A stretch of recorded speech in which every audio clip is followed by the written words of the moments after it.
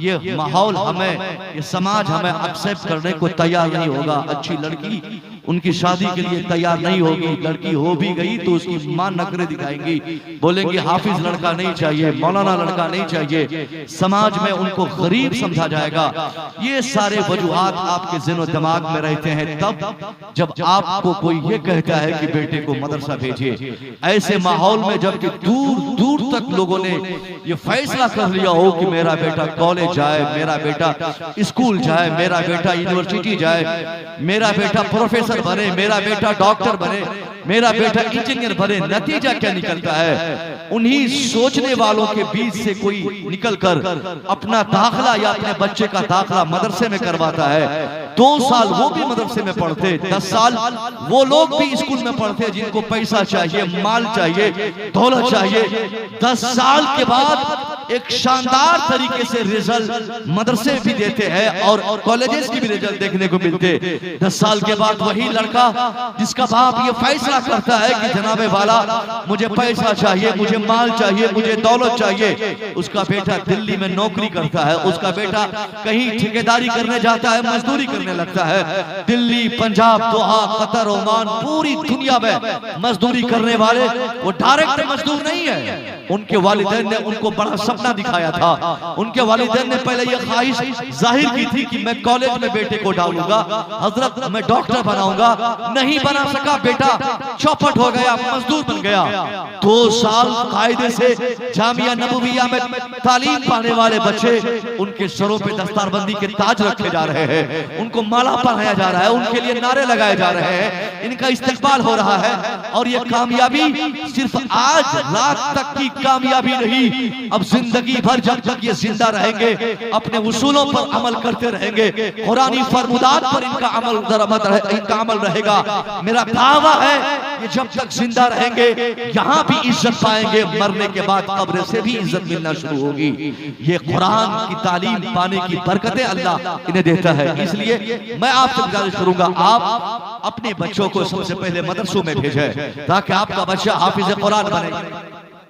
बच्चा, ये बच्चे इतने बड़े बच्चे आपके, वो बच्चे जिसको आप स्कूलों में पढ़ाते हैं, उनको अभी तक शऊर जिंदगी हासिल नहीं, उनको पेशाब का ढंग तक नहीं होगा।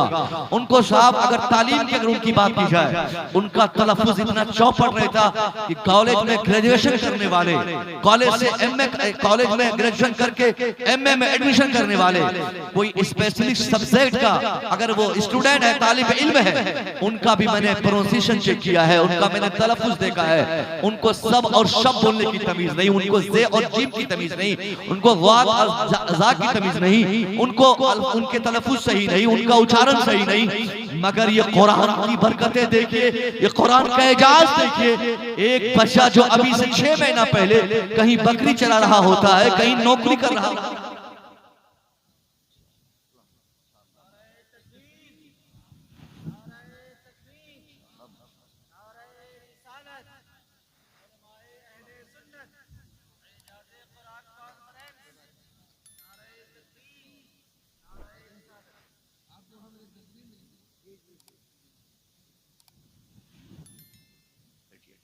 बहुत बड़ी बात। सिमट जाओ बेटा, सिमट जाओ, सिमट जाओ, सिमट जाओ, ये मौका है, आ जाओ, आ जाओ, 10 मिनट।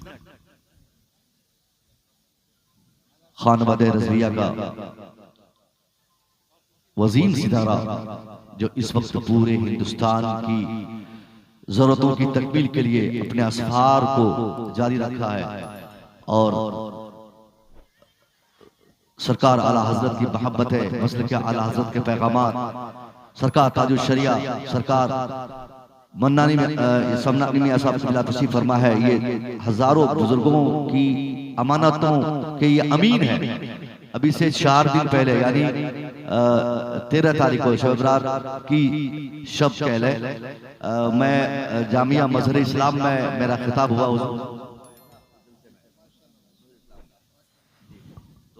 खानवदे के तकरीबन हमारे बुजुर्ग तशरीफ फरमा थे, रामपुर जिला रामपुर से खिताब करके मैं पहली मर्तबा वहां पे जाके खिताब किया तो मैंने हालात पूछे, असफार पूछे सबसे, तो ये बात सामने आई कि इस वक्त खानवदे रज़विया के जो बुजुर्ग हमारे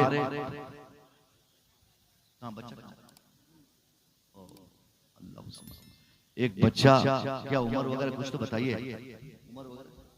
एक छोटा सा बच्चा गुम हो गया है, किसी को मिले तो वो स्टेज पे लाके दे दे, फिर जिनका होगा वो लेके चले जाएंगे। अल्लाह खैर फरमाए।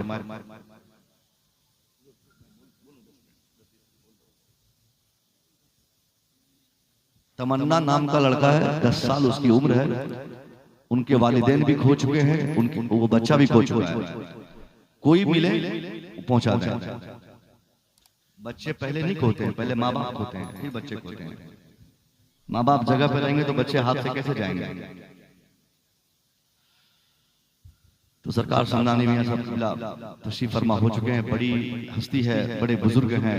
बुजुर्गों की अमानतों को लेकर आज आपको मधवापुर में देने आया है। ये आप सिमट जाते तो मेरी 10 मिनट की गुफ्तगू हो जाती हजरत की मौजूदगी में, फिर हजरत जैसा हुक्म फरमाते फिर वैसा काम होता। 10-20 मिनट और सुनिए। मैं आपसे क्या कह रहा था कि आपने गलत डिसीजन लिया था। आपका ये सपना देखना कि मेरा बेटा कामयाब होगा तब जब मेरा बेटा अंग्रेजी मीडियम में जाएगा। अंग्रेजी मीडियम में पढ़ाने वाले, बड़ी बड़ी बातें करने वाले, बड़ा सपना देखने वाले, उनके बच्चे चना बेच रहे हैं, उनके बच्चे सड़िया तोड़ रहे हैं। ये सब मजदूरी करने वाले, दिल्ली पंजाब में रिक्शा चलाने वाले, सब स्कूल के भागे लड़के हैं। स्कूल में पढ़ना चाहते, उनके वालिदैन पढ़ाते, बड़ा सपना देखते, बड़ी बड़ी बातें करते। 2 से 4 साल स्कूल में अपना देकर वो अपना वक्त भी जाया करते। बाद में जब बातें उनको समझ में नहीं आती, तालीम से बेरगबती का इजहार करके स्कूल की किताबें रखकर वो दिल्ली की तरफ भागते, तो जिंदगी भर के लिए मजदूर रह जाते। मगर ये मदरसों की बरकतें हैं, कुरान की बरकतें हैं, कुरान पढ़ने के फैजान है कि हमारे वो बच्चे जो मदरसों में आकर अपने को जोड़ लेते हैं, असासा की निगरानी में गुर्बत और मोहताजी की जिंदगी को अपनी आंखों के सामने से देखकर, सारी मजबूरियां सहकर अपने असासा की निगरानी में जब 2 साल देकर कुरान की तालीमात से वो अपने आप को जोड़ते हैं, ये कुरान उनको ऐसा बना देता है कि वो बच्चा कहीं मजदूरी नहीं करता, कहीं मजदूरी के काबिल नहीं रहता। वो कहीं का इमाम रहता है, कहीं के वो खतीब रहते हैं, कहीं के वो पीर रहते हैं, कहीं के साहब बड़े मुबल्लिग रहते हैं। उनको दुनिया में भी इज्जत मिलती है। ऐसी इज्जत की दुनिया में कोई भी पढ़ा लिखा उस इज्जत को नहीं पाता जो इज्जत अल्लाह के फजलो करम से उलमाए दीन को मिल जाती है। इसलिए आपसे मेरी पहली गुजारिश है कि आप अपने बच्चों को मदरसों से जोड़ें और मदरसे आपके बच्चों को हमेशा के लिए उनकी दुनिया और आखिरत दोनों बना देंगे अगर आप अपने बच्चों को ईमानदारी से मदरसों से जोड़ेंगे। हालांकि ये बात कहते हुए मुझे तकलीफ हो रही है कि हमारे बच्चे जो मदरसों से जुड़ जाते हैं उनके लिए एक पैगाम है। यहाँ बहुत सारे गार्जियन बैठे होंगे, आपके बच्चों ने 2 साल 4 साल का वक्त मदरसे में दिया, हाफिज कुरान बन गए। सामने रमजान शरीफ का महीना आ रहा है, रमजान आएगा, आपको परेशानी होगी, तरावी की जगह नहीं मिलेगी। फिर आप ये कहने पर मजबूर होंगे कि मेरा बेटा उनको तरावी की जगह ना मिली, आप ऐसा से कमतरी के शिकार हो जाएंगे। हरगिज़ ऐसा नहीं करना है। आपके बच्चों ने जो कुरान पढ़ा है, कुरान को अपने सीनों में रखा है, कुरान को जो याद किया है, अपने दिमाग में, अपने हाफिजे में, अपनी मेमोरी में जो कुरान को स्टोर किया है, इनका मकसद तरावी पढ़ाना ना आपका होना चाहिए ना इनका है। तरावी की जगह मिल जाए तो सुभान अल्लाह, जगह ना मिले तो ज्यादा माथा पेची करने की जरूरत नहीं है। कुरान के हाफिज हैं ये लोग और यही हाफिज बनना इनके लिए कमाल अब नहीं है, बल्कि अब कमाल शुरू होगा। ये और 2-4 साल पढ़ ले, ये कुरान पढ़ने के बाद कुरान को याद करने के साथ साथ कुरान के तर्जमे जान ले, कुरान की तफसीर का हुनर इनको आ जाए। उसके बाद वक्त बचे तो आप अपने बच्चों को कॉलेज भेज दें। यही बच्चे जो जिंदगी भर कुरान की आयतों को अभी अपने सीनों में महफूज अब तक इन्होंने किया है, यही बच्चे 10 साल कॉलेज में पढ़ जाएंगे।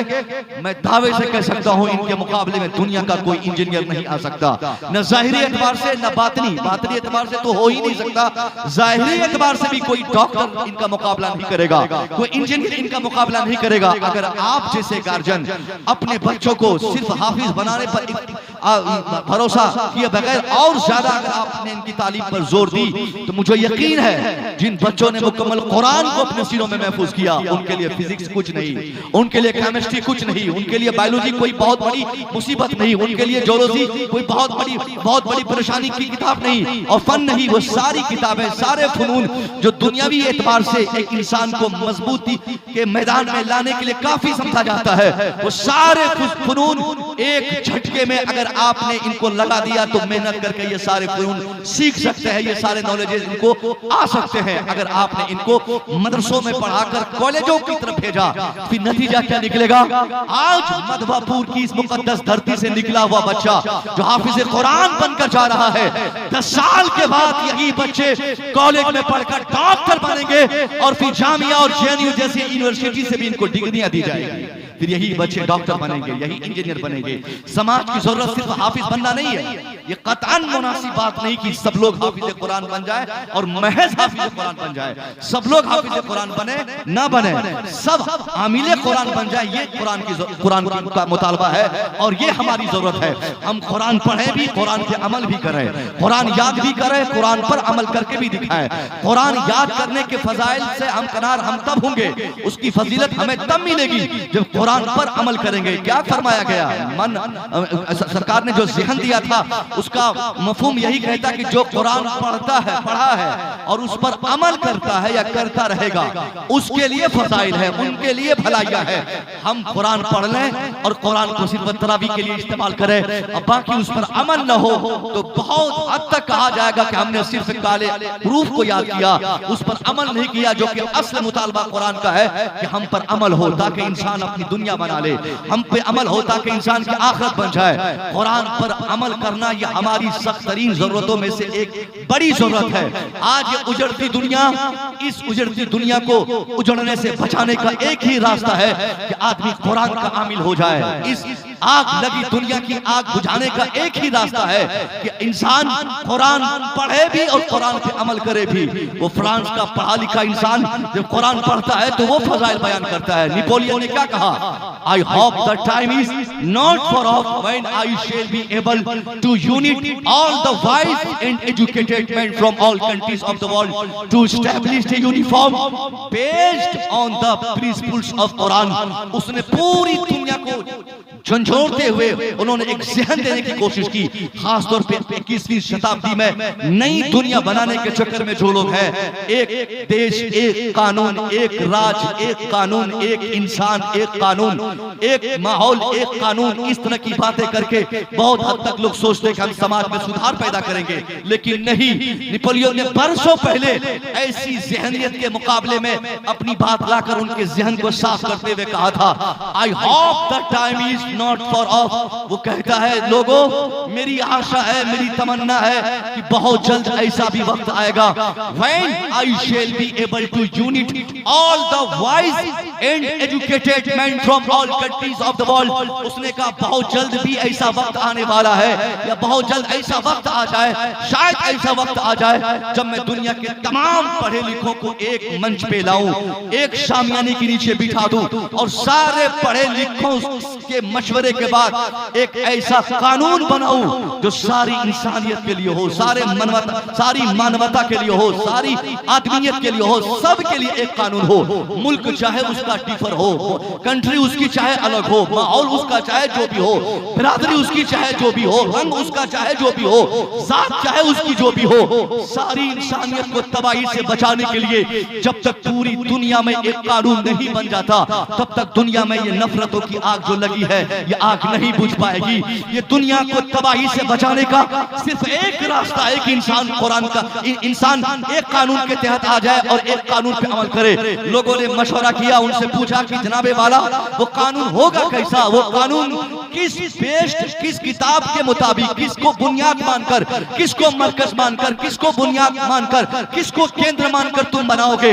उसने जो जवाब दिया था वो जवाब नेपोलियन का सारी दुनिया की आंख खोलने के लिए, खासतौर पे पॉलिटिकली एतबार से जो लोग मुस्तैद हैं, जो लोग मुतहर्रिक हैं, उनकी आंखें खोल देने के लिए उनकी बात काफी थी। उसने कहा था कि मैं जो कानून बनाना चाहता हूँ वो कानून दुनिया के किसी दानिश्वर की फिक्र के मुताबिक न हो, वो कानून दुनिया की किसी किसी किताब को आधार बनाकर मैं बनाना नहीं चाहता। वो कानून किसी न ऋग्वेद के आधार पे हो, न यजुर्वेद के आधार पे हो, न सामवेद के आधार पे हो, और न ही किसी मुल्क के कानून और संविधान के आधार पे हो। हाँ, उसने कहते हुए दो जुमले और ज़हन साफ कर दिए सबके। वो कहता है based on the principles of Quran. वो कहा ये दुनिया में जो आग लगी है ये आग तब बुझेगी जब पूरी दुनिया कुरान के मुताबिक बने हुए कानून पर अमल कर लेगी, तभी दुनिया से नफरतें मिटेंगी, तभी ये मोहब्बत के पैगामात आम होंगे।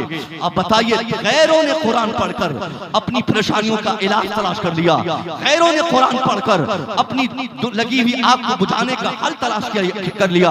हम हैं कि हमें इसका एहसास नहीं, हमने सिर्फ शब बरात के मौके से कुरान इस्तेमाल किया, हमने हाफिज से तरावी के लिए कुरान इस्तेमाल करने कहा, हमको सिर्फ ये समझा दिया गया, पता नहीं किस तरह से हमने समझ लिया, हमारी मेंटलिटी खराब हो गई कि कुरान खानी के लिए, कुरान तरावी के लिए, कुरान तावीज के लिए, कुरान झाड़फूंक के लिए, कुरान साहब कसम खाने के लिए, कुरान साहब घर में रखने के लिए। सब सच है, मगर कुरान इसलिए भी है कि कुरान पे अमल किया जाए।